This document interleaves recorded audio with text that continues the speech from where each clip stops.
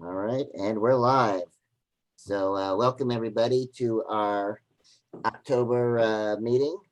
We got a lot to talk about. We've got a great speaker with Eric Bowles, and we've got our challenge tonight is going to be abstract. We have 10 entries in that. So let's go ahead and get started. And why do I have three screens for my slideshow? Let's figure out which is the right screen. Hang on a second.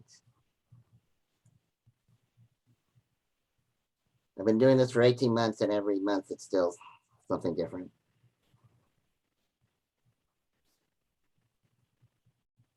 Let's try this screen. Yeah, that looks like the right one. So welcome to our October meeting.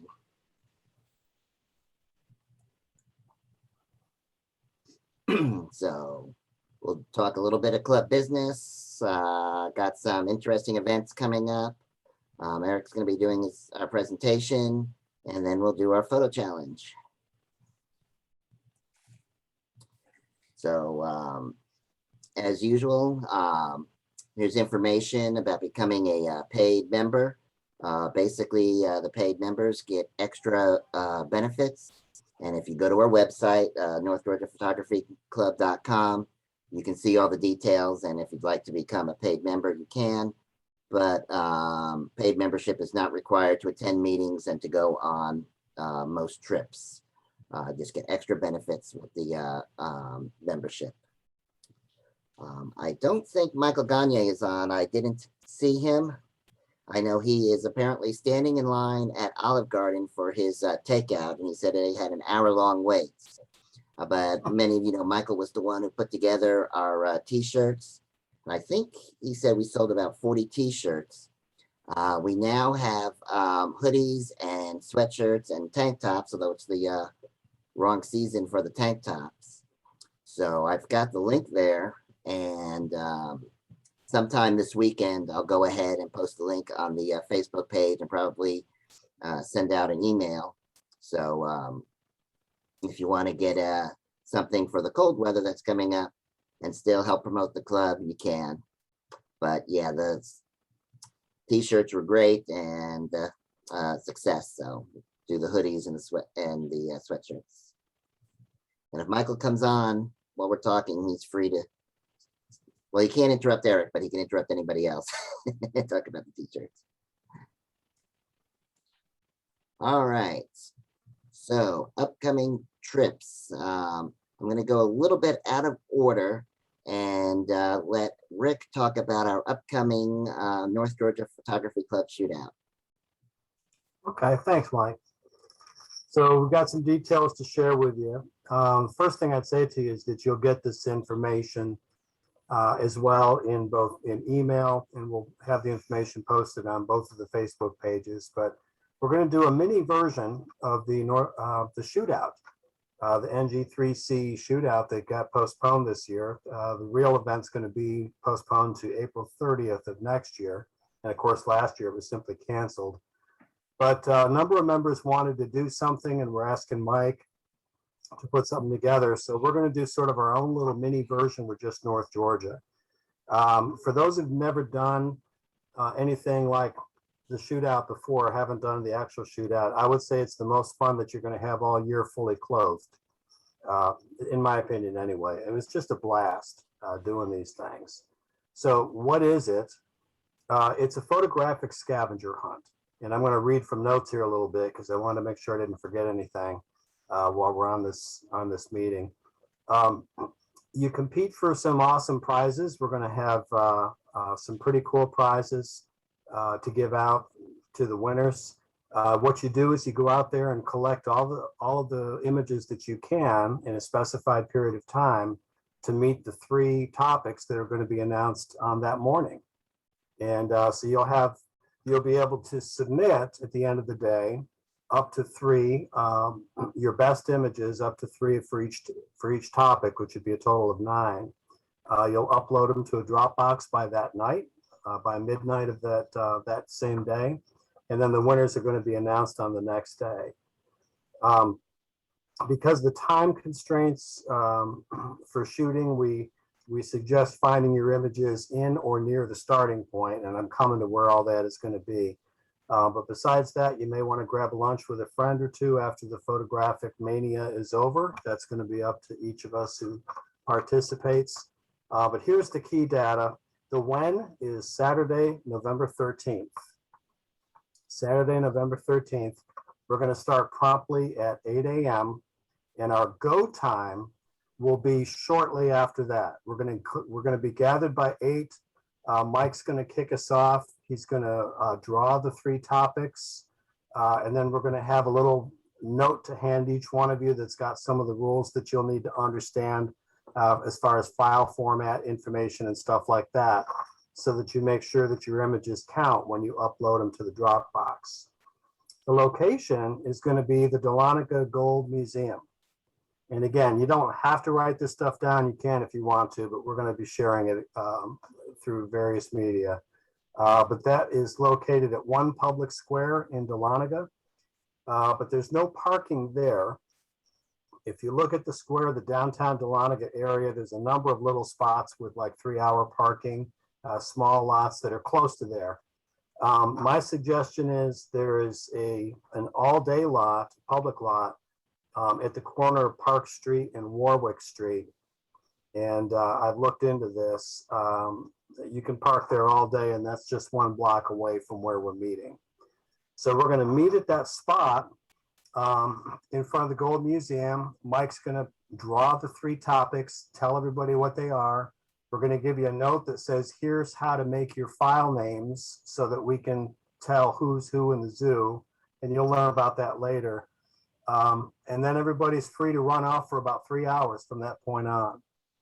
It'll be important that your camera have the right date and time established in it, so that when you're taking these images, the right date and time are stamped into the image, because we're going to be looking at the metadata with those files to make sure that the image was in fact captured within that roughly 3-hour span.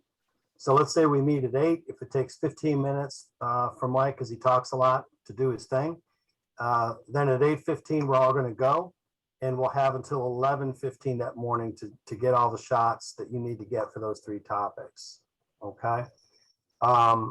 We do need to start together as a group that morning at that location.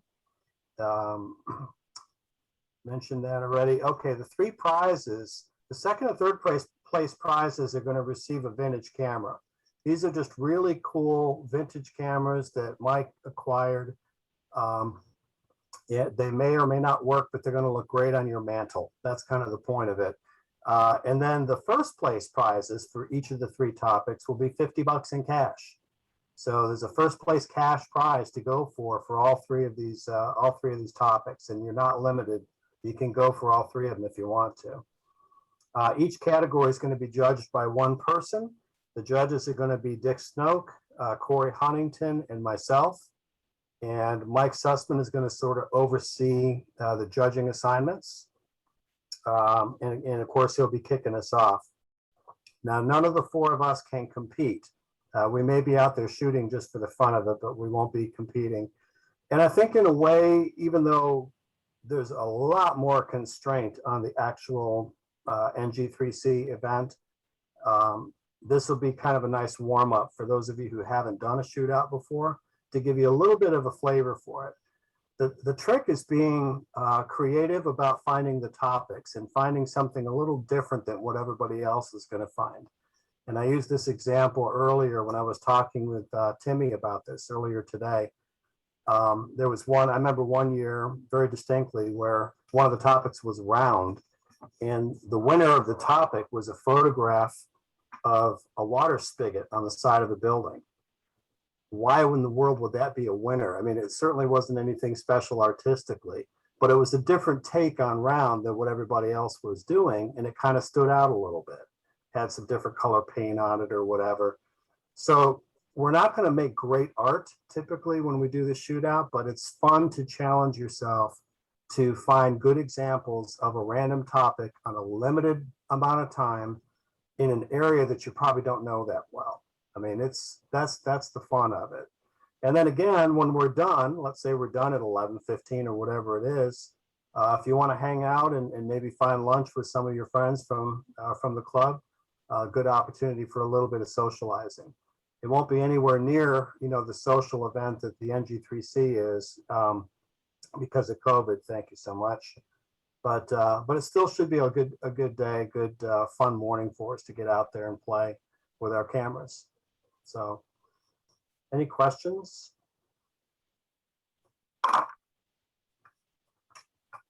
We'll be posting details probably in the next week or two. We'll send out emails to the members.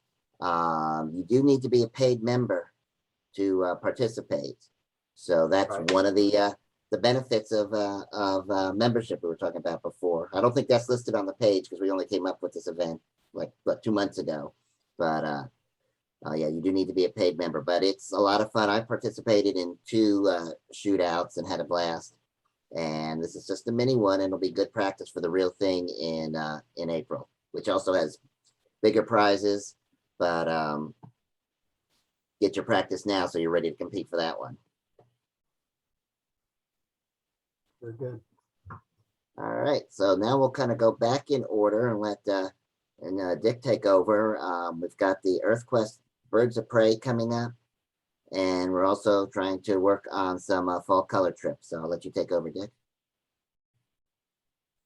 Okay, so the EarthQuest shoot is a week from tomorrow, if I got my dates right, at Lori Hardin's farm in Hockton, Georgia, 4:30 in the afternoon. And they will be bringing, I believe, 2 hawks, a horned owl, and a horned eagle and an owl. You'll have about an hour, a little more to shoot. Steve does a really good job with the birds, give you a little information on their biology and environment and habits and so forth. But it's mostly about just him showing off the birds on some various perches and getting them to fly and whatever. And letting us have at it with the cameras. Good times. Now it does cost $30 a person, but that's EarthQuest costs. And they impose a maximum of 20 people because otherwise we get in each other's way. And there is a link on, no, there isn't yet. There will be shortly, like tomorrow or Sunday, a web link on Facebook for you to sign up and register and pay your money. Am I right about that, Mike? Yeah, I can put a link on the, it'll be on the members page because this event. Yeah, this is limited to members only. So it'll be on the there's members free- Facebook page, and there'll be an email. And there's, I'm talking over you, Dick. There's going to be 20 slots available. I think 3 of them have been taken so far because we had a waiting list from the last event. So we're giving those folks one more day, and then it'll be open for the rest of the members. And then when it sells out, it sells out.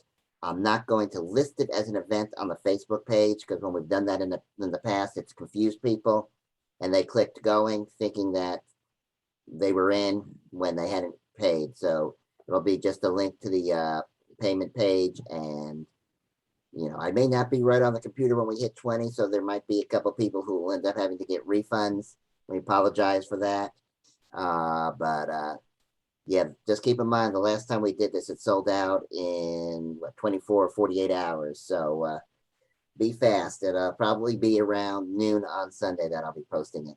So be at the computer ready. And yeah, and if we sell out this one, I will schedule another one next spring. That's one. Second is fall colors. And I'm waiting for the fall color. We can figure out when it's going to happen with any reasonable advance notice. I will let people know. Right now, I'm thinking the location will be essentially Clayton, Georgia, and a 20-mile radius around it, sort of. I'm thinking to go to Reedy Branch Falls, which is very nice. Black Rock Lake, War Woman Dell, maybe go up to Becky Branch Falls, maybe go up top of Black Rock Mountain, possibly go up to the River Road, depends on what we got at the time.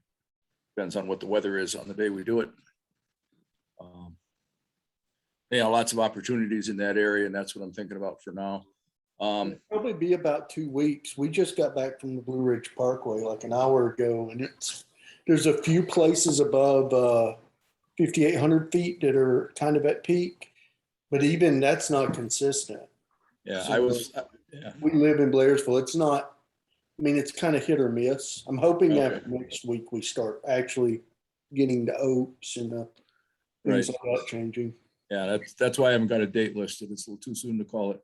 I was up on the Appalachian Trail at Preacher's Rock area yesterday, and it looks like there are some leaves that are just turning, or well, they're actually just dying and falling off.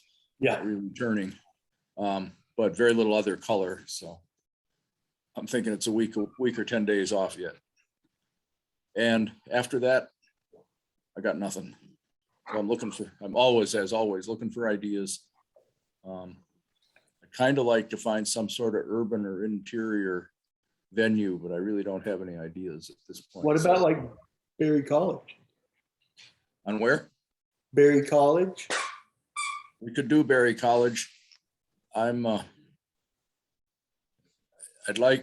need to find a guide for that. I don't want to leave. I've never been there. I haven't either. So I want to find somebody to lead the thing who can give us at least some advice on when to be where on the campus in terms of light and so forth. Also, I actually have been there a couple of times, and I would still say that we need a guide. I think you're right. Yeah. The place is enormous. Yeah. The other problem for me is that it's a 3-hour drive each way for me to get there. Yeah. And kind of for us too, I think, but. And so it's going to be a long day. So that's the other reason I want a guide. I don't want to waste time when I'm there. I'm kind of thinking I'd like to do it now, and I'd also like to do it next spring when the eagles are flying. Oh, yeah. So I will try. Haven't found anybody willing to act as guide yet. So anybody's willing, let me know. Back to you, Mike. All right. And then with the fall trips, if it's anything like last year, you may get a week's notice. You may get 4 or 5 days notice, just depends upon the color. Last year, after doing no events for so long because of COVID, we had 3 or 4 fall color trips. We had some during the week and we had some on the weekend. So just keep watching and we'll announce as we know. And now I'm going to let Timmy talk about workshops and any kind of special events. I know that she's working on them, and Timmy, you can go ahead and tell us what you may or may not have coming up. Okay. Good afternoon, evening, everybody. I do have a workshop coming up in February. That's the first official one I have. I don't have a date yet, but just a little teaser. It is one of our members who is exceptionally talented, and she's going to be doing some photo editing, a workshop on photo editing. So that'll be coming up in February. That was the quickest she could get to it because of her, basically because of her job. So I've got a couple other ideas. One of them that and if anybody's interested in possibly leading this one, is a photo deconstruction workshop, where the person leading would basically have 2 or 3 photos that they think are, their very best. And then again, with editing, kind of work backwards. So show the group, here is the finished product, and then work backwards. And, how did I get to this point? So what all different editing did I do? So something along those lines. And that would be a great one for wintertime when we can't really get out and about. Another one that I'm thinking about, and I'm not sure because we're doing our shootout, it would be a little bit like it, but not really, would be a photo walk. And I thought that would be a fun something to do in December. When everything's decorated, and that would be kind of to do basically you get a couple of topics, and it's not really a competition. It's just a chance to share, and with, all individuals of all levels. But we could have the topics be related to Christmas. And then you basically use a hashtag. And I mean, I'm sure some of you have done photo walks before, but anyway, but then you come back and you share, and you actively critique one another, obviously in a positive way. Those are some of the things that I'm thinking about. So I don't have an official one until February, but I'm thinking about some of these other activities. So if anybody is interested in kind of leading one of these, or knows somebody that would be good to lead one of those, if you would contact me, that would be awesome.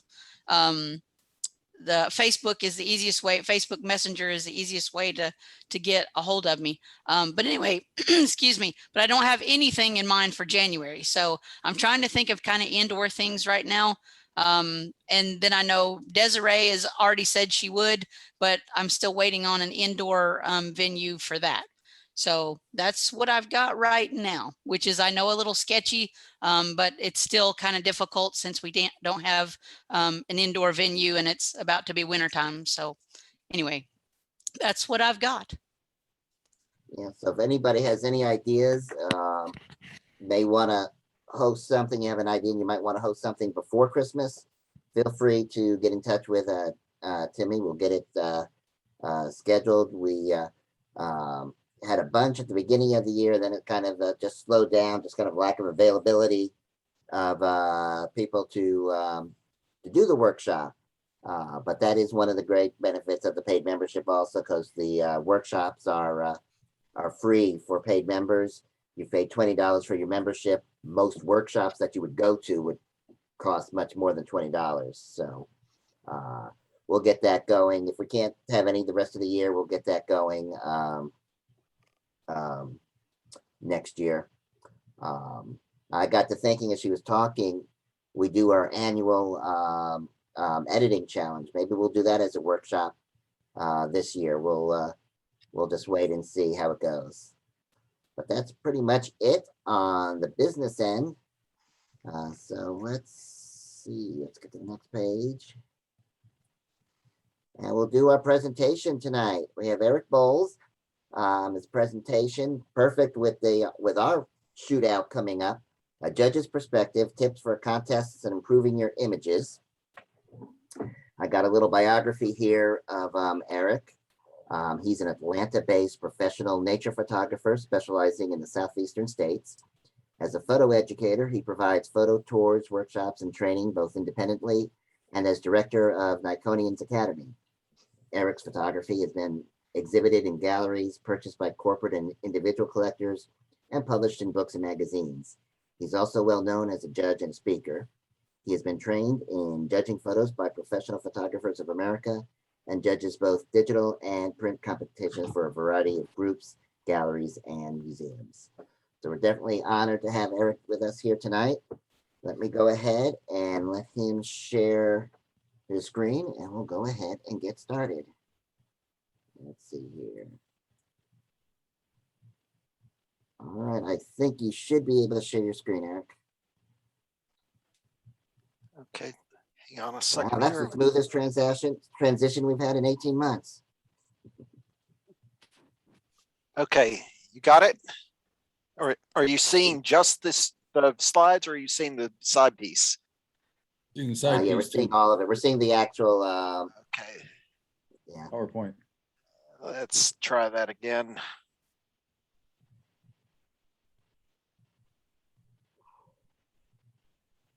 There you go. Okay, good. Okay, so just I've talked with you guys before, and most of you can know me and can find me. Easy enough to locate if you need me. I'm past president, yay, of GMPA, and also past board member of NAMPA, the North American Nature Photographers Association. So one thing that I will mention that I've got coming up that you guys might be interested in, I've got a 4-day trip in the Okefenokee based in Stephen Foster State Park. Limit 5 people. That's coming up on November 14th through 17th. That's a Sunday through, was it Wednesday? And so we're going to be based in Stephen Foster State Park. We're going to be staying in cabins and navigating the Okefenokee by canoe. And so if anyone has an interest in joining me for that, go ahead and reach out to me. It's a fun trip, and the color of the cypress trees in the Okefenokee is spectacular. It's probably the most vibrant color I've seen anywhere in the country in terms of trees for fall photography. So just in terms of judging, I do a lot of judging contests, competitions, galleries, and those type of things, just to give you an idea. Last year I did both the Booth Museum and Blue Ridge Arts Association competitions. But I'm always doing kind of some level of judging of photos. And so what I want to do is just share some thoughts for things that I see regularly coming up in competitions, that with just some tips that may help with better photos. And then also these may be some ideas that you can use to assess your own images and come up with some ideas for kind of better ways to be able to compose your shots or create your own images, and also understanding kind of what's the difference between a competition image and other images that you might use, because not all images are intended to be competition images. So we'll jump right in. Kind of first and foremost, kind of want to be sure that everyone thinks in terms of actually taking the time to read the rules. Was judging a GMPA exhibit at an art center a couple of years ago, and there were 3 or 4 images that had simply put a watermark or sign the front of their photo when it was expressly prohibited in the rules. The gallery had signage that was going to provide the photographer's name, title of the image, all those things. And just that one little thing disqualified the image, and it kept some people from winning and walking away with checks that they otherwise, that because they were disqualified. There's some very good images that were kicked out just for a simple rules violation like that. The other one is don't ever wait until the last day to submit your photos. If something goes wrong on the uploading, the image, the digital uploads or your entry, you just don't have any time to correct it. And some photography contests are lenient with that. Other photography contests are very strict on that. And so they are not going to be willing to accept an image that was turned in even an hour late. Think about the rules that they've got for capture and for editing. A lot of times you're going to see an expectation that it looks like it was actually observed in the field. But then there are other groups, for example, the Booth Museum competition, and also Professional Photographers of America, where they're simply looking for the best possible image you can create. And what that means is that you can edit to your heart's content. It's produce the best image you can. In PPA, the idea is if you're working for a client, you're going to be producing commercial level work, then it has to be the best you can produce. And cloning or making changes, making edits is part of that, delivering that work for the client. Presentation is always one of those things that can get you. Depending on what the rules are, watch for specific comments on what kind of frame is needed, what kind of mat is needed, any identifying marks, whether they're prohibited or not. The frame width, mat width, materials, color of the mat, all those things can be kickouts. I judged a competition just within the last couple of weeks, and one of the images that I had kind of preliminarily as one of my finalists was incorrectly matted. It may have looked better with the mat they chose, but it was a gallery exhibit. And so that image was not able to be selected solely because of the mat that they chose. Truthful captioning is one of those things that can be important, especially if you've got exotic subjects. I mean, think about the image you might have of a gorilla or of a lion or an elephant, something like that. There's a difference between whether that image is captured in a zoo and versus in the wild. You may have a much better odds and much better access to making that image in a zoo, and that's perfectly fine. The only catch is please be sure to disclose that it is in fact a captive subject. NAMPA has gone a step further to differentiate between captive subjects and controlled subjects versus completely free and wild subjects. So if, for example, you catch a subject, you're handling it or putting it in a particular place so you can make a photograph of it and then going to put it back, that's a controlled subject. And so it's not that there's anything wrong with that if you're handling the subject properly, but it should be notated in terms of the caption. For digital submissions, a lot of times sizing can be an issue. I still see people who struggle with how to correctly resize an image. And then also sometimes when you resize an image for submission, it's not sharp enough. And so take a good look and make sure that your resized image is in fact sharp, or you're applying sharpening as either as part of resizing in Lightroom, or that it's taking place after you resize that image. Depends on software as to where it belongs in the workflow, but a smaller image needs to be sharpened differently than a full-size image. And then finally, think about plugins and any specialty techniques you're using. The plugin itself, whether it be color or genuine fractals or something like that, the plugin itself isn't what creates the novelty and creates great art.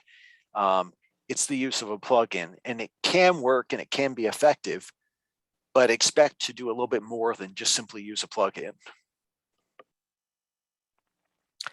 So another suggestion is to review the past winners. That works really well with things like the North Georgia Shootout, or if you're entering a competition such as the NAMPA Showcase, where those images are on display, you're able to see the images and see kind of, okay, what's the level of competition here? How do they judge these images? What's a good image and a bad image in the context of this particular group?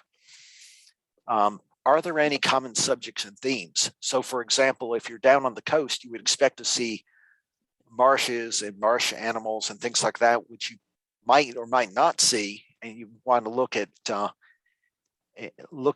of other images that are submitted. Do you see images from across the country, or is there a general concentration on image from that region? I think that also it depends on the group as to what the presentation of that image. So for example, with PPA images a few years ago, they used to really look for artistic or decor mats. And even in a digital submission, they were looking for a simulation of that mat. So it had patterns and it had colors that complemented the image. And if you went with a gallery style mat, which is plain white, then that wouldn't be viewed as being something that was appropriate for a PPA submission. So it's just something to check and be aware of, because they're not necessarily going to have it in the rules, and they're not necessarily going to tell you. So again, just an example. This would be a fine art nature photograph. It's a little unusual. It's quite simple, but it has very striking colors. One of the things that makes this different is that it's a reflection of a flower, and the image was rotated to create the shapes and the way that it shows up on the screen here. This is something that, depending on the competition, some people are going to like, and some people are going to really say, oh, this is just a flower floating on the water. There's nothing I can do about that. It's nothing special. There are others who are going to say, well, gee, this is too abstract. I can't tell what they're doing, and I'm not willing to judge abstracts. So it depends a little bit on the competition as to how an image like this would do, and getting a sense in advance as to is this an image that should be submitted or not is something you want to see if you can review and get an idea of. So one of the main things that's different between a competition image and just a regular image that you'll put on your wall or want to use is a competition image needs to have high impact. It needs to do something that's going to make it stand out among a bunch of images from other good photographers.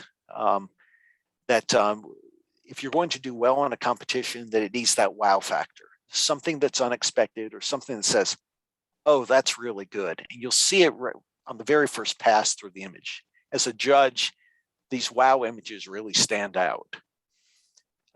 Sometimes it's something that makes the subject pop. It may be color, it may be action, it may be behavior. It may be the simplicity of the scene where you have simplified the scene and the subject is really grabbing your attention. Sometimes it's the eyes, even something simple like that. In a competition image, it's not unusual for me to see an image that's a little bit more saturated, more vibrant than a typical image that might be on the wall in your home. It depends on the judge and depends on the competition as to is subtlety recognized and rewarded. But if you're looking at a group of 20 images on a screen, you're kind of working through a whole bunch. Something with a little bit more saturation, a little bit more pop often works. Now that doesn't mean that color everywhere is going to always work. It means that something that has a graphic sense to it that represents good graphic design can work for an image. But if you've got a lot of fine detail in the image and you're simply increasing the saturation or vibrance slider, that's not going to be good. Just be aware that that color can be a little bit more aggressive in competition image. One of the key things that I'm looking for is in a wildlife photograph, and often in a photograph with people or action or movement, is critical timing or capturing an action. So it's that moment in time where something is just right there at that second, you happen to capture it. You've seen the image of a person jumping over a puddle, and their shadow and the reflection lines up in just a certain place. An animal grabbing food or capturing or colliding with another animal. It's those interactions and that critical timing that works. In a landscape, it might be something that's along the lines of the golden hour or great sunsets or a wave that's just at its peak in the right place at the right time in the frame. At the same time, what we want to do is make sure that we're taking away and simplifying the image so it doesn't have distractions. It should be pretty obvious what the subject is and where the eye needs to go. And so if you squint your eyes on that image, your eyes shouldn't be wandering all over the place aimlessly. It may have a journey that goes through the image, so it may not just stop at a simple subject, but it does have a clear starting point and a clear direction that you're going to move in navigating through that image. Sometimes high impact is achieved through having an unusual subject or an unusual composition. The image I showed you just a minute ago with the flower that had been turned. So it was a simple flower, but it had great color. The color was vibrant, the color was bright, and it also was turned. So it was a vertical. That also changed it. So it was an unusual subject with an unusual composition. And then finally, depending on the way a judge judges, you want them to look deeper. You want them to look more. And so often an image that really is going to stands out as a thumbnail. It doesn't have to be a fill the screen image for somebody to take notice of it. It's not that I'm going to judge it based on that, but if I'm scanning a group of images and I'm thinking, okay, which of the images that really stand out of this group, something that's a large thumbnail size or something that jumps out a little bit more at first glance is the one that I think has a little bit more weight and a little more value. So let me stop. Any questions?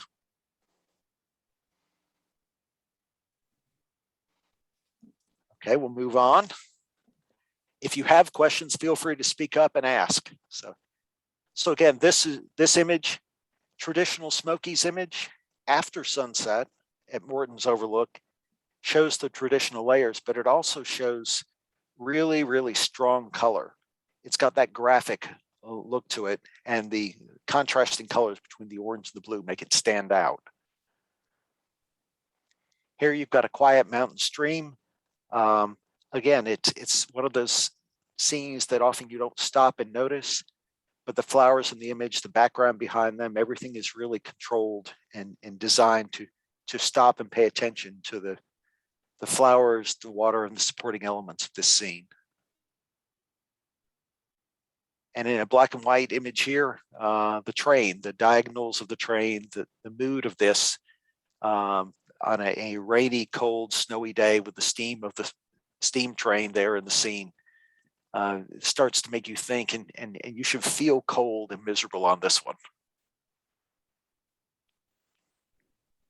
So when it comes to editing, the kind of the best advice I can give you is don't push the sliders too far. Invariably, I'm going to see images in any competition that they get kicked out pretty early in the process because they've got excessive contrast, excessive clarity, excessive vibrance. Maybe they've used the dehaze slider and it really didn't need that. Or maybe it's excessive saturation. Just any of those sliders that are used to enhance an image, when you go too far on them, it really starts to take away from the image. I like an image that has punch. I like an image that stands out, but not an image that overdoes it. So you've got a fine line there to walk where too far is going to be a kick out. Another thing to be aware of is there's subtle ways you can increase contrast or clarity without even paying attention to what the impact is. So if you're using the contrast or clarity sliders, or even presets that are going to include contrast and clarity, both of those are going to increase, they're going to skew the image to both darker and brighter portions. You're adding contrast to the scene. Now with clarity, it's mid-tone contrast, but it's going to make your light areas lighter and your dark areas darker. So if you've got an image that has shadows in it, it's going to make those shadows blacker or more black and going to push those down. And sometimes it can really be distracting because you have so much small contrast areas in the scene, so many small contrast areas in the scene, it really takes away from an image. Likewise, if you've got a problem with blown highlights or bright areas, the clarity slider can make those, or contrast sliders can make that worse. And so it gives you a problem that you have to fix to be able to make up for using that slider globally. If you use the same correction locally, just to the areas that need it, or confine it to just the range of light that is in the image that needs to be adjusted, sometimes it's more effective. Another item that comes up from time to time, not as much anymore, are sharpening halos. The catch here is that sometimes those halos are applied by a preset when you bring that image into Lightroom or even just coming straight out of your camera.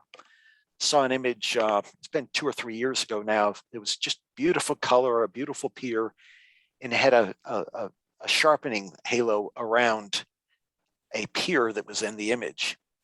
It was something that was there and to the point that it was distracting. And so if you look at the image from a normal viewing distance, it was something you noticed, and it was noticed as a flaw. Now the photographer was kind of frustrated because they had not done anything to add sharpening or add that halo in their post-processing. It was something that started on their initial raw conversion and had a problem there that could have originated even in the camera or with a preset. But it was something that was noticeable and significant, and was something they probably could have corrected. And then finally, don't brighten your shadows too far. When you start getting over the right-hand side of the image, taking that shadow slider and bringing it all the way to brighten too much, sometimes it can look odd. So it doesn't mean you can't ever do that, because sometimes it works well. But natural life, a lot of times, it's going to have some dark shadows in it. And so it's okay to be able to have some dark areas in your image if they're in the right places. So I wanted to go ahead and share with you an image that looks like it's just over the top. And in this case, this actually had to be desaturated just because it was one of those sunrises that was so bright. But with reds, with yellows, with oranges, you have to really watch the saturation, because often when you're viewing them on a screen, they're going to tend to blow out a little bit more easily than they would if you did it the same image as a print. So just be aware that the reds, pinks, and yellows and oranges can be problematic at the very bright end. You can start to lose detail. Okay, the next area is iconic or cliche. And so one of the things that you're looking for or I'm looking for in judging photos is something that's fresh, something unique. And if you go to a place that is loaded with iconic locations, it's the thing that Ansel Adams photographed, or it's the thing that you've traveled to go see because you know this area and it's famous for these images, then often lots of other photographers are going to have a similar image, and yours has to really be spectacular for it to work. So examples of some of that: Sparks Lane in the Smokies. It's a good location, but it's one of the most photographed locations in the Smokies. Morton's Overlook can fall into that same category, although the light changes there. Going to the west, someplace like Balance Rock in Arches National Park, Oxbow Bend in Grand Teton, Tunnel View in Yosemite, or Antelope Canyon. A lot of these are places that thousands and thousands of people a year photograph. And so your image is going to be compared with the best of the best in a popular location. It's going to need to have something really spectacular, or I'm going to be sitting there comparing it to the time that I was out there and photographed that same location, or the time that Ansel Adams was out there and photographed that location, or the time when somebody who lives in that park and photographs that area regularly made a photograph of that particular location.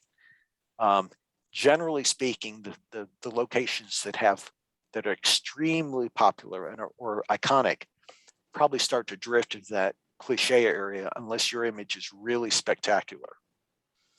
The same can be true if you've got wildlife. So think about the common wildlife that you see most often, the stuff that's big, fairly slow and easy to photograph, or the things that you're going to try to make a trip for, but are fairly easy. So what are the ones that we see around here? Deer, elk up in Cataloochee Valley and Cherokee, black bears. If you go to Africa, everyone's coming back with pictures of elephants, giraffes, zebras, lions, maybe a leopard, maybe a tiger. But these are common mammals.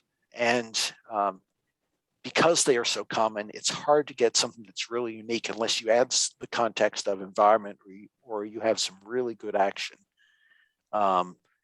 Even then, I think about bear photos from, say, Brooks Falls. And over again, I'm seeing photos of bears with a salmon in their mouth at Brooks Falls. Well, the reason is because the bears stand there, the fish are jumping, and it's almost hard to go to Brooks Falls without walking away with a picture of a bear catching a salmon. That's one of those things that's there and it's fairly common.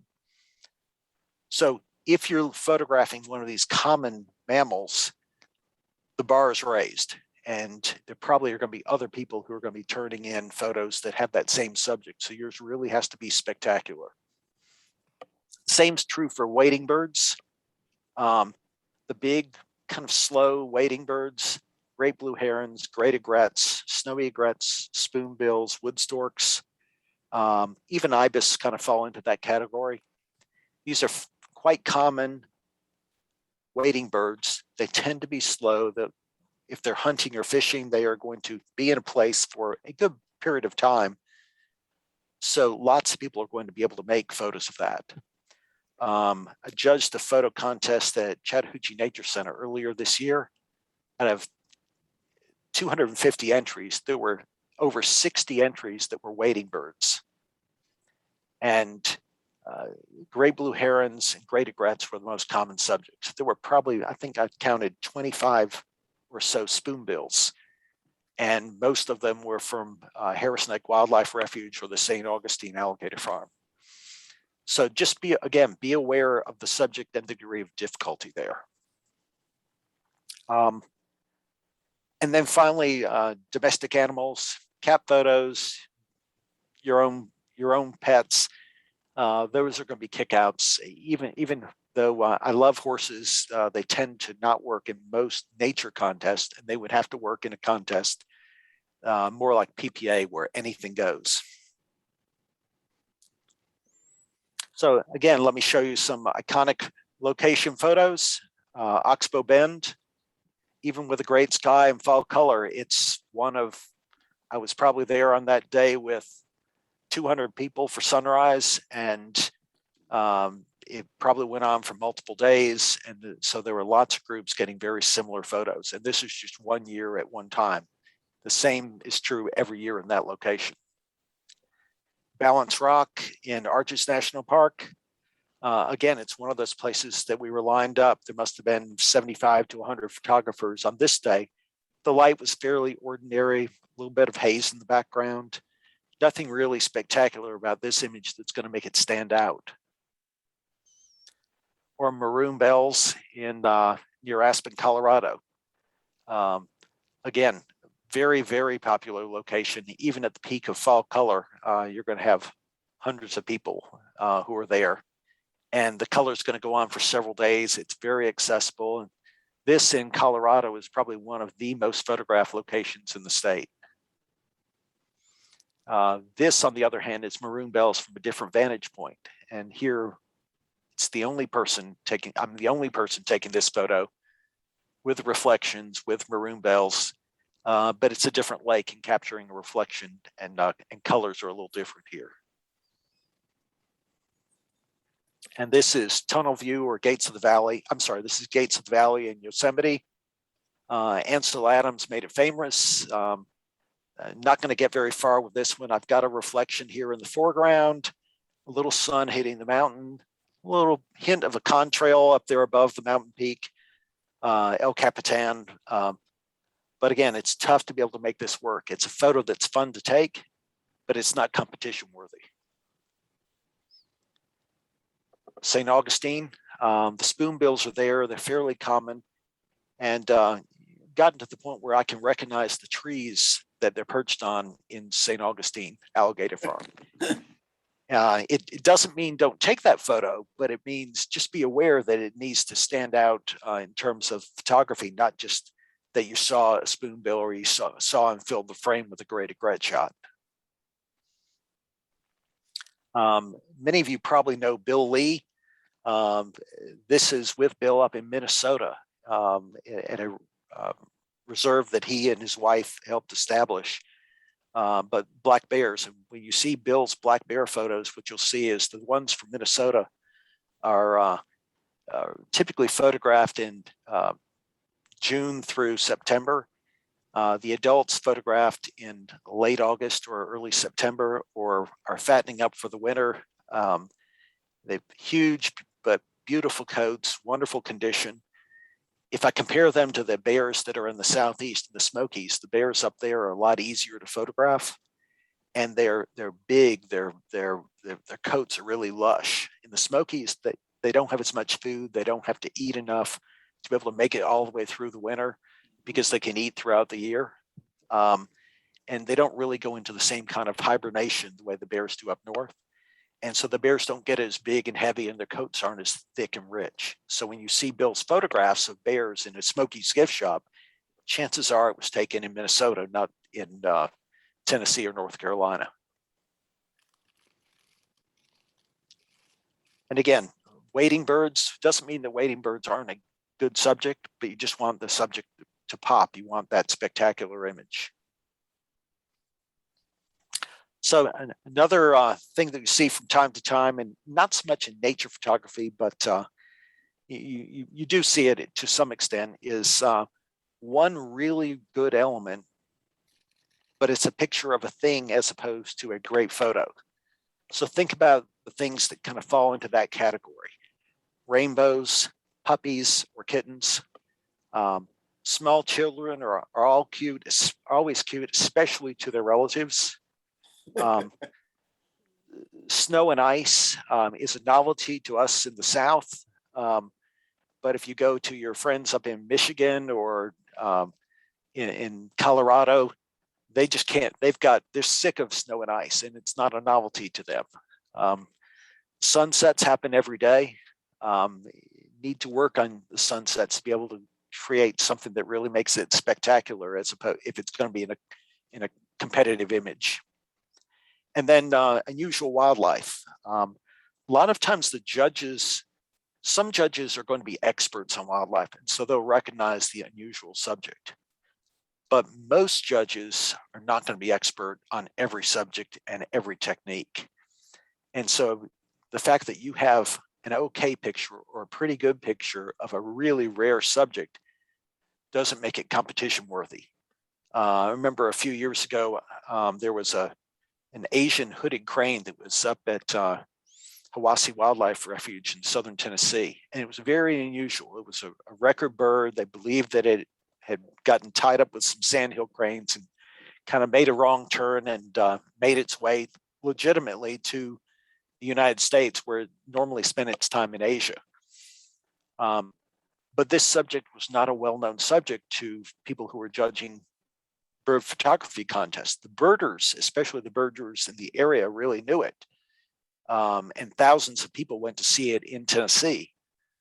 But it's not necessarily a great competition image because it looks like another wading bird, and what's going to make it stand out?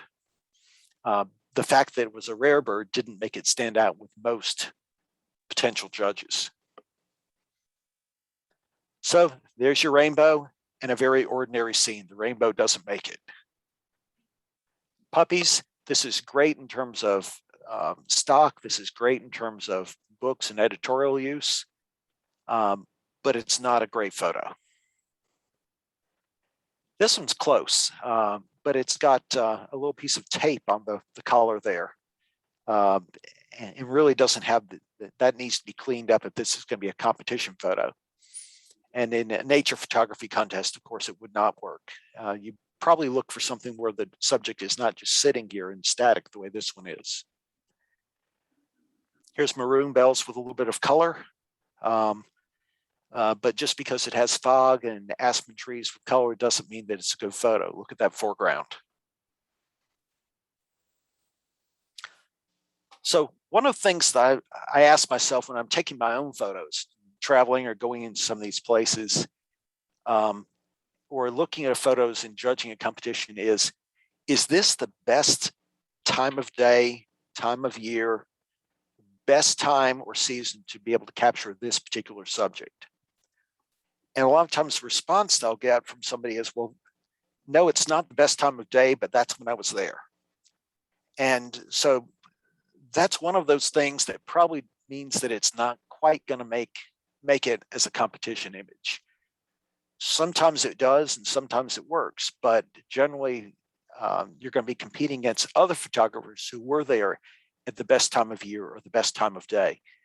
And their image is going to have an advantage. So if I'm looking at kind of what makes a great image, it's somebody who is able to repeatedly go or try to visit a subject at the best time of day, the best time of year, the time that's best for the subject, and that makes the best photo. So what are the things that do that? So first thing to ask yourself is, was the time of day based on convenience? That's when I was able to go there. Or was it something you plan in advance and planned a trip around? I want to be there at this particular time of day, so I'm going to go there, scout it out the day before, and then be out there at sunrise to be able to get the shot. If you're there regularly, or if you lived in that location, when would you like to make it? Does the time of day or quality of light contribute to the image? In other words, that golden light at the beginning of the day or at the end of the day, it's not the only time to make a photograph, but it can really help something to stand out, as opposed to an hour or two later when the light's getting a little harsh, the shadow's getting a little harsh, and doesn't have the same quality of light, doesn't have that golden color that it had it just after sunrise. Ask yourself what time of year would make this image exceptional. In the case of wading birds, they're going to have breeding plumage. In the case of bears, the bear I showed you earlier was just about to go in for hibernation for the winter. And so it was well fed and had a real thick, healthy coat. And it was as lush as that bear is going to get. If you're photographing a flower, no brown spots or flaws on that flower. And if you're going to photograph fall color, you want to go at the peak of fall color.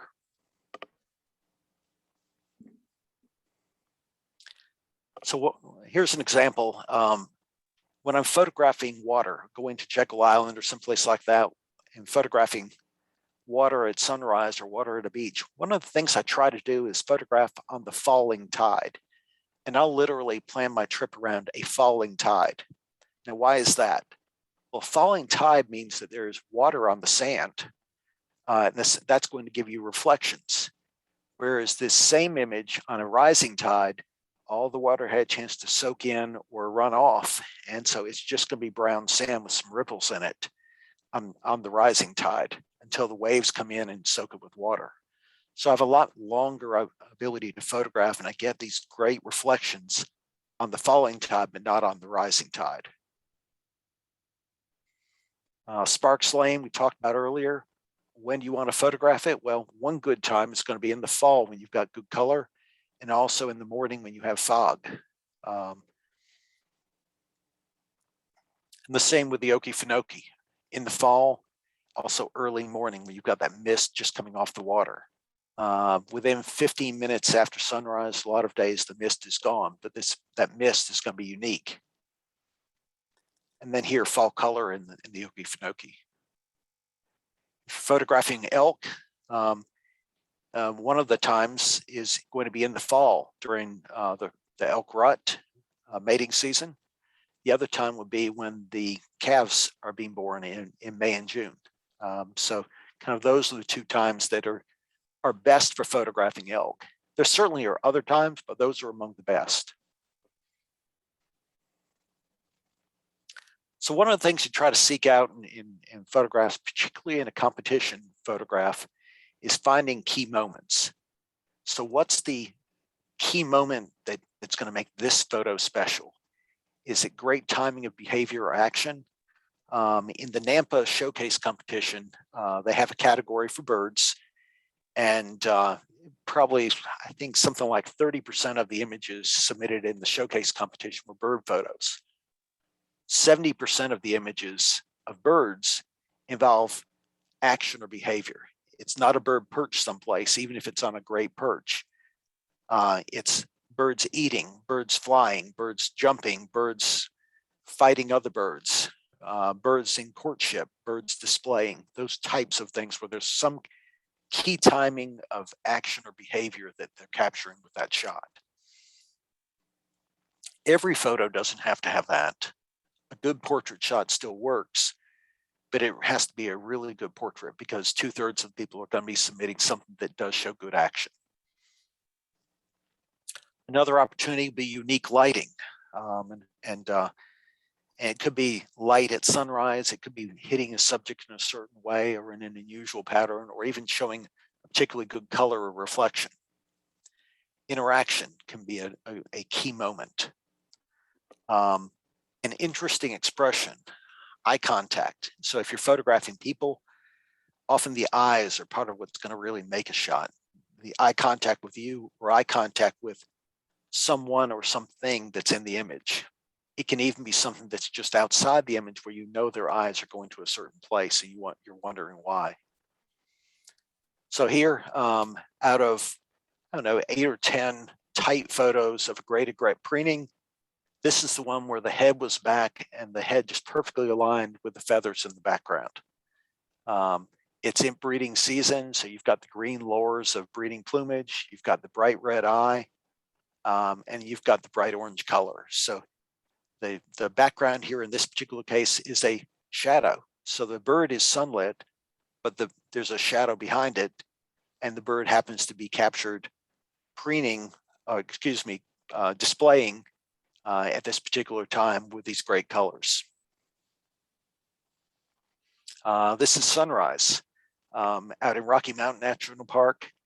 One of those days where you get up early, you hike a couple of miles to your location, you've got a great mountain lake there, and there are clouds at sunrise. You see the sun in the distance, and the cloud just moves over it at just the wrong time. But luckily enough, the cloud lifted just enough to be able to get light scooting in up under it, and this was the result. But it's a matter of great color just for a very brief time, maybe a minute or two. An elk, one of the pictures that everyone looks for is an elk bugling. How can you tell it's bugling? Well, usually it's cool weather, and you can see the breath of the elk because of the cool weather. And in this case, you've got the color in the background of a bit of fall color. Common subject, but it's the right kind of behavior. So if we start to move toward wrapping up, I want to think about what can you do with your photographs that makes an emotional connection, something that will touch the heart or evoke a memory. One of the things that often works with a photo is something that will make you smile or laugh. You want to really touch somebody when they see that photo. So a surprise or storytelling can work. You know what it's like when you see that photo. It's one that you go through and you say, oh, wait, I've got to look closer at that because of a particular connection where it touches you emotionally. It's going to give you that wow. And so here you've got great eye contact, the eyes looking directly at the camera, this bear. And what does this emotion tell you? Again, strong eye contact. It's a black and white image. This is Ivan, by the way, from Zoo Atlanta. But those eyes are just looking straight at you. Now, this is an image that I actually had on display at my house on the wall. And it was at the end of a hall. My wife made me take it down.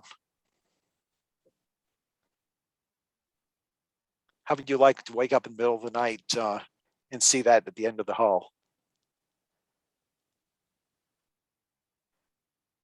And this is one that I really like. Dog at a disc competition. This person is throwing the disc for the dog to catch, but look at the smile on her face and the connection between her and the dog as they're going through this drill. That connection between her and her dog is just something that really stood out to me. And even news photographs can have a connection. Here's Tiger Woods and Joe LaCava, his caddy at the Tour Championship after a couple of years ago after he won the tournament. And this is a Civil War reenactment up at Resaca, Georgia, a few years ago. They had a small ceremony at the Confederate graveyard, and in this case, the bugler was playing taps and was able to capture with the person dressed as a minister in the background with his hand over his heart, his hat off and his hand over his heart.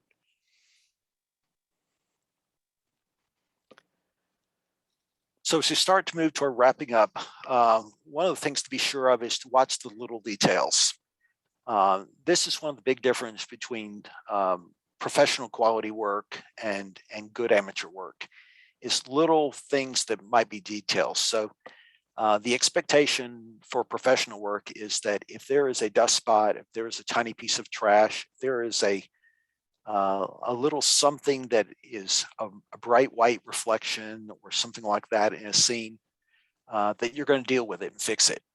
And so I remember submitting a photo, and I'll show it to you in a minute, in PPA. And one of the first comments out of the judge's mouth was, but there's a cigarette butt on the ground. And it was a street scene. And I didn't pay attention to it. Of course, there was a cigarette butt on the ground. There was some other trash in the scene as well.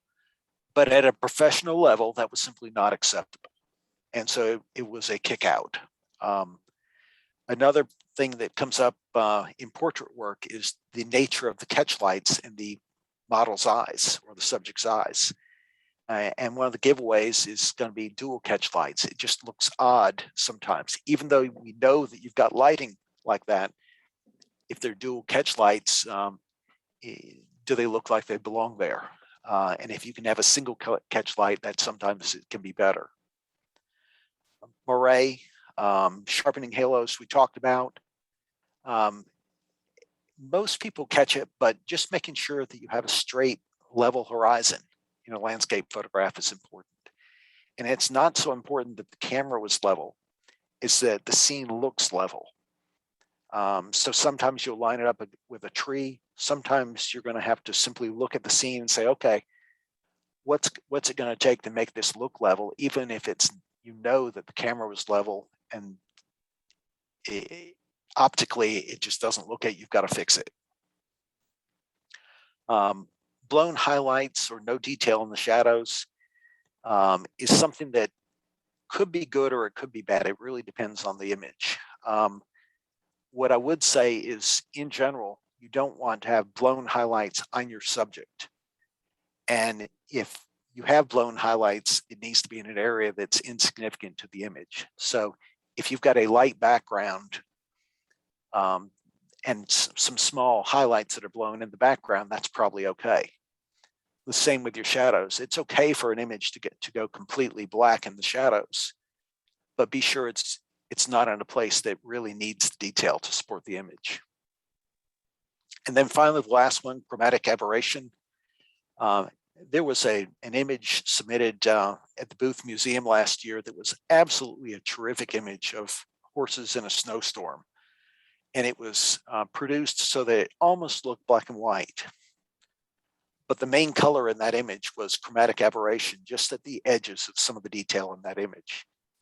And so they could have dealt with it very easily, but instead of being a winning image in its category, it was an honorable mention image in its category just because of the chromatic aberration that was there and visible in a large print. So again, lots of details, just things that make sure that foot position, head position, everything is just the way you want it. When you're looking at it at kind of a wrap up on the submission of an image, one of the things to remember is to be sure you're watching the edges of the frame.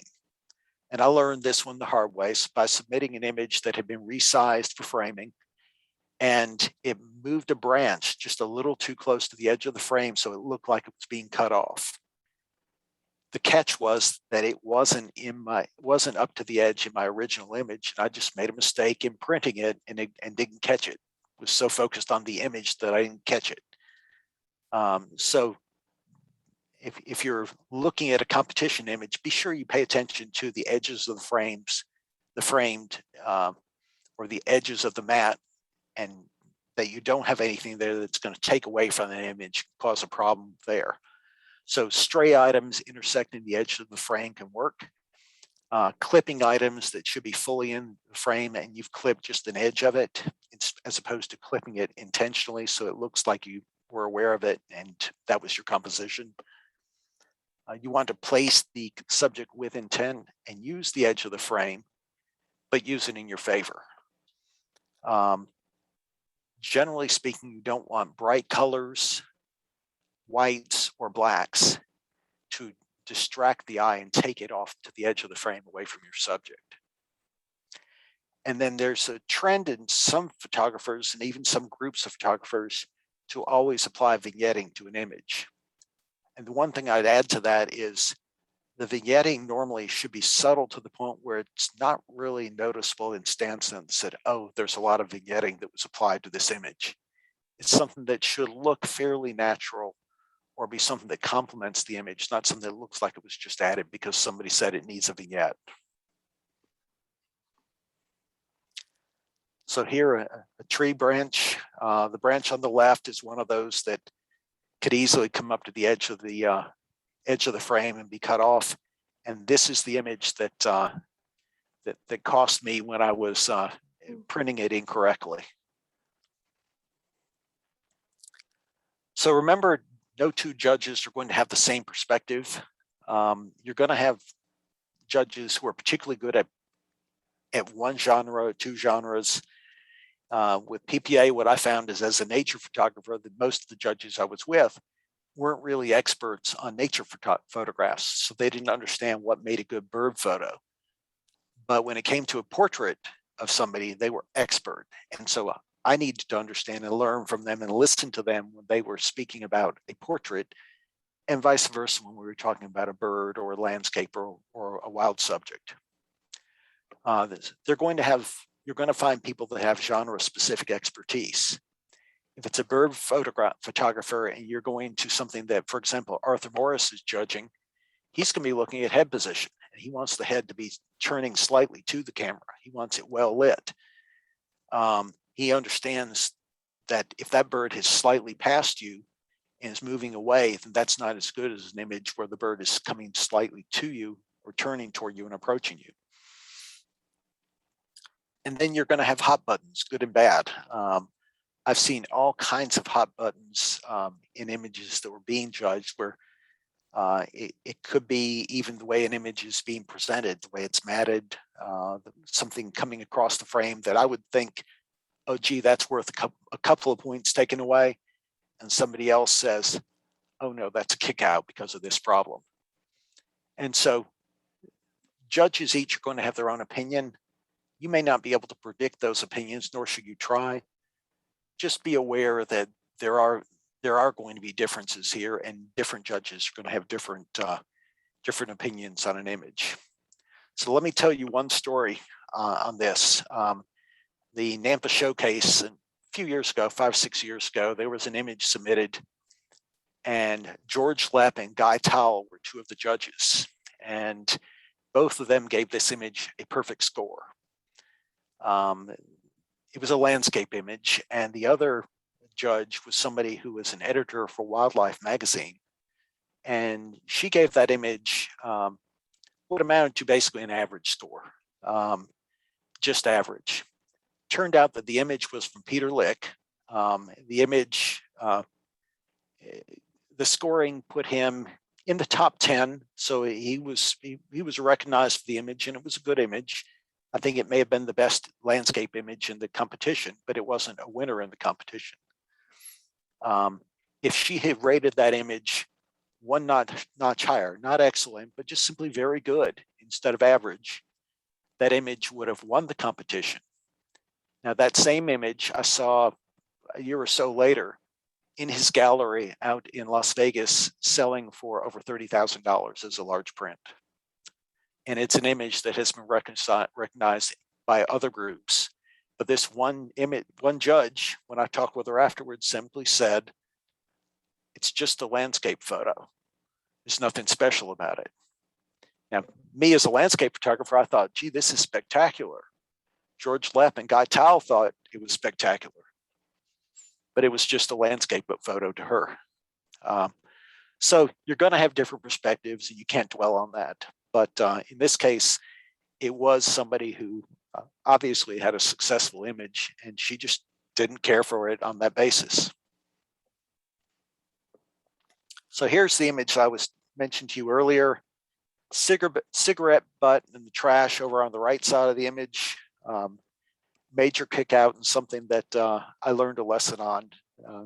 Definitely needed to go away. Here's another kick out for a wildlife photographer would catch this. It's a laughing gull. It looks nice. It's got a reflection. Did you notice that this bird has 4 legs?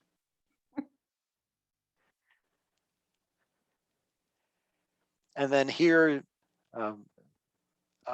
terns in a courtship display. Looks really nice, nice image. The catch is this is a very common image at a certain time of year. The terns are constantly, during breeding season, Jekyll Island would be a good place for this, but during breeding season, they're out on the beach, and every single male bird that comes in is carrying a fish and presenting it to the female bird. If the female bird accepts it, then they mate, and everyone's happy. If she refuses to take the fish, then they don't mate, and he has to go find another bird. So fairly common image at the time. This is a fun image, but also a little bit of an interesting story behind it. So finally, in closing, the big thing about competitions is not that you win, not that you lose, not that you're receiving an award, but it's that you have fun and learn from the experience. You get feedback on your work, get to try new ideas and approaches. Maybe you'll get recognition for your work from your peers, your friends, or from others. There's a lot of value in seeing and taking a close look at the work that other photographers shoot and what they produce. And one of the things that I always find fascinating is if you get 2 photographers, they go to the same place, and if you give them a little time, they'll both walk away with completely different images. And that's fun, just being able to see different perspectives on what's a good photograph and what works. You're able to share ideas and expertise. What can make this better? It raises the bar for you, but it also raises the bar for others. But most of all, it's not about winning. It's not about prizes, and it's not about money. It's about having fun and learning from the experience. So with that, I'll close and open it up for questions. Questions? The black background on the gorilla photo, how did you produce that? Or was that just there in a shadow? I'm trying to think on that one. It was some dark trees in the distance, and they were a little on the dark side. And I used a local edit to bring them down. I think that I might have even at the time used software that I did that in 2 steps. I did a black and white conversion because what I had was an out of focus green. So it did a conversion using a red filter to make it look black, and then darkened it further from that. The hard piece on that image was actually the eyes. The eyes didn't pop, but they had a little bit of a yellowish gold color to them. So I ended up really working on the eyes individually so that when I converted it to black and white, it had that pop, and the eyes are what makes the image. Yeah. Thank you. Yeah, it's a stunning image. I was just curious how that black. Yeah, my wife made me take it down. I had it in the hallway and it just wasn't going to work there. So. Other questions? Well, you're usually more talkative, everybody. What camera and lens are you using generally for some of those? Because the clarity in those photos, are you using like a focus stacking or? None of the images that you saw had any focus stacking at all. Wow. That I'm just trying to think of anything that might have looked that way. Usually using a tripod, try to use good technique, keep the shutter speed up. I would say that on competition images, there's a bit more of a premium on that. It's a little, an image that jumps out because, oh, this is really nice and crisp. Yeah. Is going to have an advantage.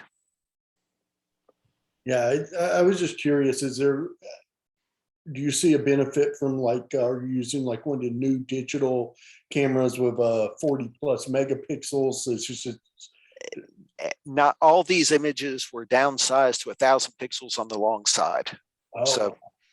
So very, very simple. It's, and I think that's one thing to keep in mind is that a good photo doesn't need a gazillion megapixels. It's the simplicity of the subject. It's going to have, it's kind of the way you create it. Now, there are some genre specific things. So for example, if you've got a bird, it needs to have feather detail. Yeah. If you've got a bear or a deer or an elk, then you need to have hair detail. And you would expect that. If you have a person, you want a sharp, crisp eye. And there are things you can do to edit those things that somebody will look for. So for example, an eye, well, gee, I want maybe a little bit more contrast in the eye, and I want to make sure that the eye does pop to the best of my ability. So I might go in locally to the eye and just add a little more contrast and maybe sharpen it a little differently so it does pop. Okay. Okay. It doesn't require expensive lenses. Doesn't require expensive lenses, and it doesn't require high megapixels. That bird was so stunning with all the little feather detail on it. Thanks. Yeah, that one was with a Nikon D300, which is a 12 megapixel camera, maybe 16, a 300 millimeter lens, and a 1.7 teleconverter. Wow. So it was pushing up on the edge of what you could actually do. Yeah. But it was in good light. It was on a tripod, and well executed. Oh, it turned out fantastic. That's beautiful. Yeah, thanks. But that's a good example of one that the action was there, the movement was there, but it was the unique position that made it work. If that bird's head was level the way the other 6 frames were, it's just a normal photo. Any other questions? I've Okay, been impressed. Sometimes I've been to competitions and I'll see an image that obviously is a composite. Maybe the animal's been added to the picture, yet that photo wins the competition. And it was so obvious to me that it didn't belong there. yeah, that's hard. I know I was judging a contest with Horace Hamilton over in Decatur a year or two ago and picked one that I really liked the composition and the way it was put together. It was an old truck with a reflection in a mirror, a lot of compositing that was done to create it. And if I had realized it was a composite, I probably would have looked a little closer to make sure it all lined up properly, because that's the giveaway on some of these images. When you're compositing, the light has to come across everything the same way. The depth of field on the things around it, maybe a footprint or something like that, has to match up. And so it's a lot harder to be able to do a good composite. It's not simply press a button and substitute the sky. It's the light on the image that also makes it work.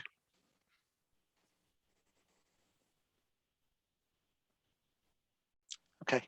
If For anyone ever has any nature- questions, go ahead. Yeah, Brian. I say for nature photography, particularly like if or landscape photography, are you seeing a lot of composites?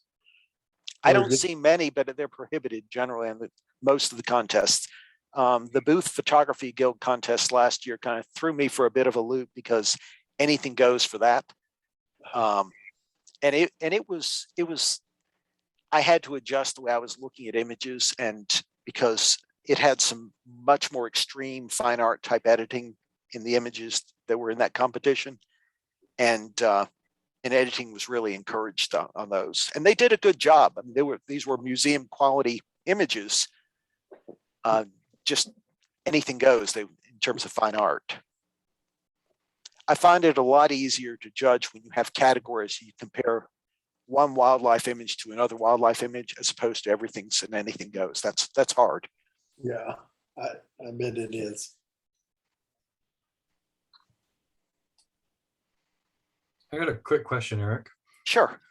I just wanted to check out if you were on Instagram, and I noticed there was quite a gap there. What prompted you to get back on Instagram a few days ago after like 4 or 5 years?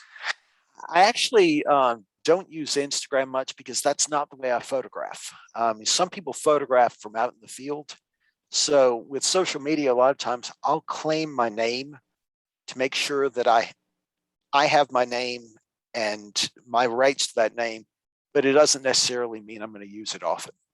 So Instagram and Twitter both kind of fall into that category. They're really good tools for some people for some types of work, but that's not something I normally use. So I just was talking with somebody recently and figured, yeah, it's been a while, so I'll go ahead and reactivate it and put it on.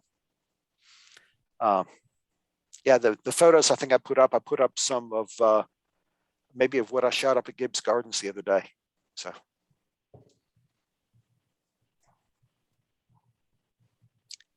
Anything else?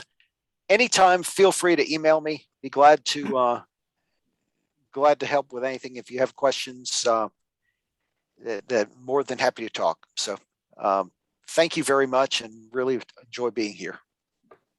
Thank you, Eric. And I Thank know it's you. got me, I know I'm not allowed to compete in our competition because I'm running it, but it's still going to make me think about what I'm going to do in other contests. And hopefully a lot of the people who are going to compete in our little shootout will think the same way. Just even in the weekly challenges, and I don't consider myself necessarily a qualified judge, but on the weeks that it's my turn, sometimes I don't choose what I think is the best picture because it's not necessarily the most interesting or not unique. So, and it's my turn next week to choose the subject. So keep that in mind. I'm looking for what's unique and not what everybody has done. And I'll bet you Rick and Lisa are probably the same on that. And that's kind of what I'm hoping people are doing when we're judging the monthly contest too. So yeah, I definitely think to your point, Micah, a well executed, fresh image. Oh, I haven't seen that before. Really makes me sit up and take notice. If you get a chance, take a look at some of the images of Marcel van Oosten, Marsel van Oosten, Oosten. He's from the Netherlands, and he's a Nikon ambassador in Europe. Has some just absolutely gorgeous images, and recently published a book that was available on Amazon. But just some absolutely stunning images. And one of the things that he has in his background is a background in design. And some of the ways he will have wildlife that's a small element of a big, huge scene, but the way you take notice of it because of his composition and the way he's put that together is really quite stunning. So it's somebody who you may not have heard of that I think you would like their work. So. Well, thanks again, Okay. Eric. Definitely appreciate it, and I hope you'll stick around for a little monthly I'm afraid I challenge. can't. I've got dinner waiting. So Okay. thank you very much, everyone. Thank you. Thank Thank you. Good night. you. Good night. Thank you. Thank And a Thank you shout very out much. to Michelle. I don't say it enough, but she's done a great job with our speakers this year. I think this is her first year doing it full time, and definitely have appreciated it. And well, I'm not going to tell next month's speaker until we get to the very end, but it's somebody that I think we all know and love. Real quick before we do the challenge, because I see him here now. Michael, do you want to say anything about the t-shirts or sweatshirts? I did mention them, and we'll put a link up on Facebook probably next week, and an email going out. Okay, did you mention the new stuff that's up there? Or? Yep, and there's a Yeah, page. okay. The link takes you to a page that has everything, as opposed to, I think before we had separate links for the V-necks and the men's t-shirts, and now everything's on one page. Yep. So keeping the brand name for the club the same for each item that gets added, that page will be a great source for as new things happen. As Amazon introduces new items, they'll always be available through that brand name page. So there's new sweatshirts, hoodies, tank tops, all kinds of new clothing items. So I'll get that link up in the next few days. Many of you know I've been kind of preoccupied this week, but we'll get that going. So let's see, let me go back to sharing my screen.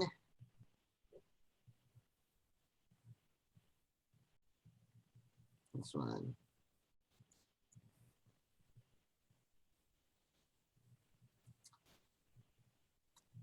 All right, so this month's challenge is abstract. We're almost done for the year. We got one more month.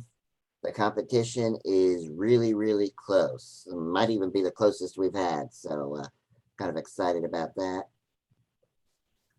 Our theme is abstract. A couple of rules. The image, one image per person. Image must be less than 2 years old. No composites. You must be a paid member. You must be present at the meeting to enter your image, but we will allow you to miss one meeting per year. And something we're doing new this year, the photographer of the year is going to win $100. The voting, you're going to vote for first, second, and third place. Don't vote for the same photo multiple times.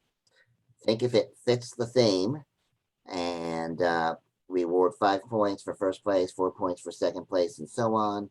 Add up all the votes at the end of the year, and at the end of the year, whoever has the most points is photographer of the year. And we go ahead, like I said, we give points for the top 5, but you only get to vote for the top 3. So vote for first, second, and third. And you're going to email your votes to vote@ngaphoto.club, not .com. And we get that almost every month. Something bounces back, but it's vote@ngaphoto.club. And let's get started. We got 10 images tonight. So this is number 1. 2.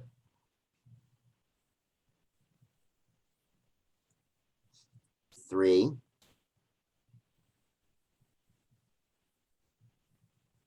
4. 5. 6, 7, 8, 9, and 10. Is the little Gonna do 9 sidebar again. blocking everybody's view? Or is that just me? Maybe just me. No, 9, Mike, you didn't have 9 displayed for more than a second. Oh, sorry. There's 9 Okay. and 10. All right. Now we'll go backwards. 10, 9,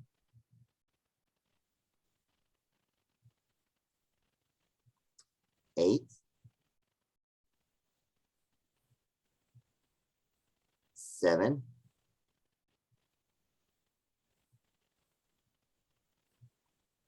6, 5, 4, 3, 2,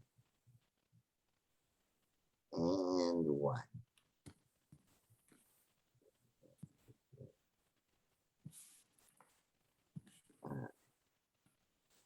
And we'll do it one more time. Number 1, 2,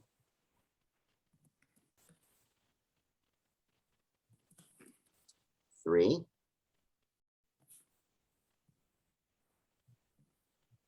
4, 5, 6, 7, 8, 9, and 10. All right, go ahead and send your votes to vote@ngaphoto.club, not .com, ngaphoto.club. It is almost 8:45, so get your votes in by 9 o'clock. Lisa will go ahead and tally them, and we'll post the results either tonight or probably tomorrow.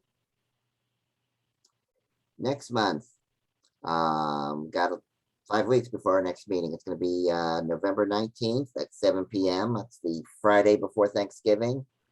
Our presentation is going to be a charter member, Jack Anthony. He's been a club member from the beginning. Don't know what his topic is going to be yet. A lot of you who know Jack know he's got a huge career shooting waterfalls, but he does other landscapes, and now he's doing drone photography. So I don't know what he's going to talk about yet, but I know it's going to be good. And then our last photo challenge of the year is candlelight.